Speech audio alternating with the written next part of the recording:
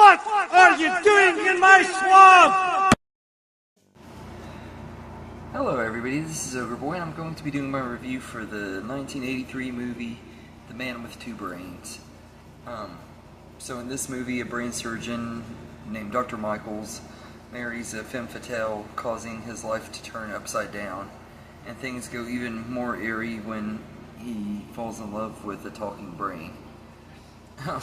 So, this is a pretty funny movie. I absolutely love this movie. It has a really weird premise, but the story is really well written and done really well.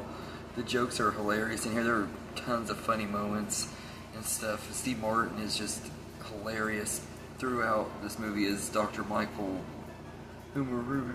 something. He has a weird last name that they kind of use as a reoccurring joke. I just call him Dr. Michael and everything because his last name is so hard to pronounce, but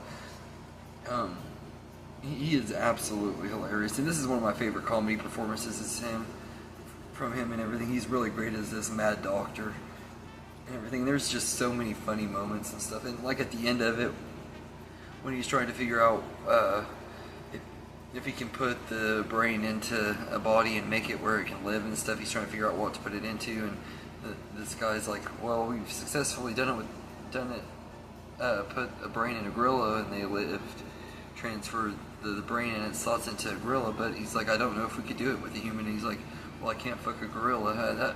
Every time I watch that movie and he says that part, I just about die laughing. I don't know why it cracks me up so much, but it just does. And everything, I just find it to be absolutely hilarious and everything. And I think Kathleen Turner does a good job too as Michael's wife Dolores. She's not a very likable character, but Kathleen Turner is such a great actress and she does a really great job at bringing her to life and making her where you can understand why Adrian doesn't, or why Dr. Michael doesn't like her and stuff. I said Adrian, I don't know why I said that, but I thought she was pretty good in here. The plot twist with Merv Griffin is hilarious too. I thought that was pretty good, and the ending is pretty good as well, and everything. And I love that like Sissy Spacek did the voice of the brain and stuff. But I will say that Carl Reiner's directing is really good too. This has some really good moments and stuff, and I do feel like it could have played more into the mad scientist stuff and everything, or could have involved the falling in love with the brain.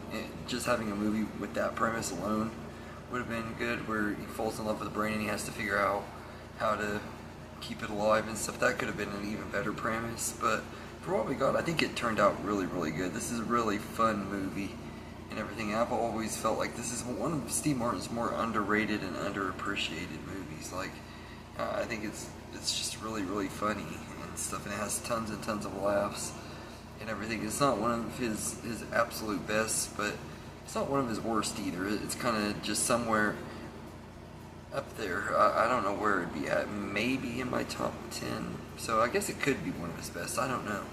This is just one of those movies I know I absolutely love it, but I wouldn't say it's a 10 out of 10. I'd give this one an 8 out of 10. It's really enjoyable, and it's just a really fun time and everything. And if you're into good quirky, weird comedy with an out there premise, this is definitely one I would recommend.